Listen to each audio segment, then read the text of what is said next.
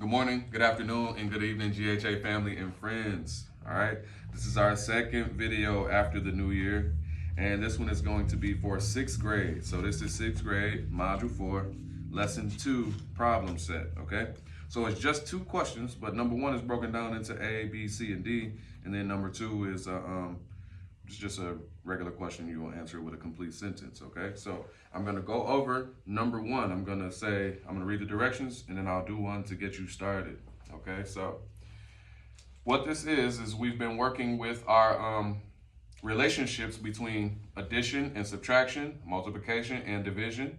And even today we work with our relationships of multiplication and addition. Now, in 5th and 6th grade, if you're in my class, you know that when I talk about multiplication and addition, I say they are family. They're like cousins, so they're always related. All right? So multiplication is just a shortcut for addition. All right?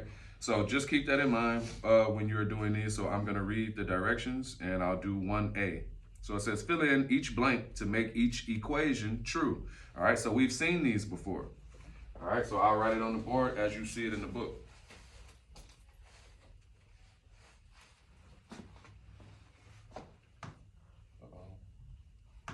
132. We started with division.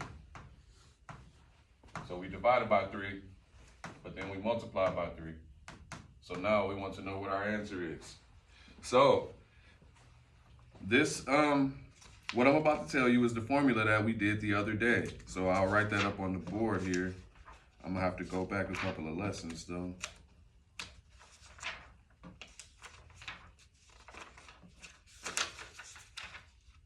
Okay, so here is our addition and subtraction relation. So you would look at this like this. And then we take away x, but then we add x back in to end up with what we started with, okay? So that's a subtraction one. Here's addition. Plus x, and then if we take away that same x, we'll end up at w, all right?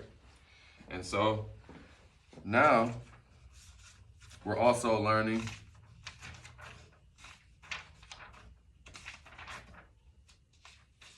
the relationship of multiplication and division. So I'll draw those formulas here for you. So if we divide and then we multiply to put something back in, then we'll end up where we started. So A divided by B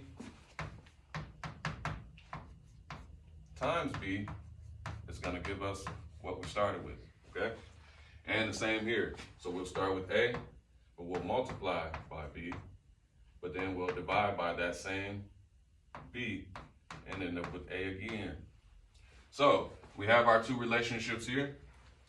So we divided our 3, and then we decided to multiply our 3 back in. So we should end up back where we started. And we started with 132. So these are very simple. This is number 1A. You have B, C, and D to do. And then you have a second question. So it says, number 2, how is the relationship of addition and subtraction similar to the relationship of multiplication and division? Okay? So you really have to understand our identities and properties for you to be able to come up with a complete sentence to answer this question. Okay? So let's look at our 2 formulas here. Look at our relationships. We took something out. But when we put it back, we ended up here, back at the beginning.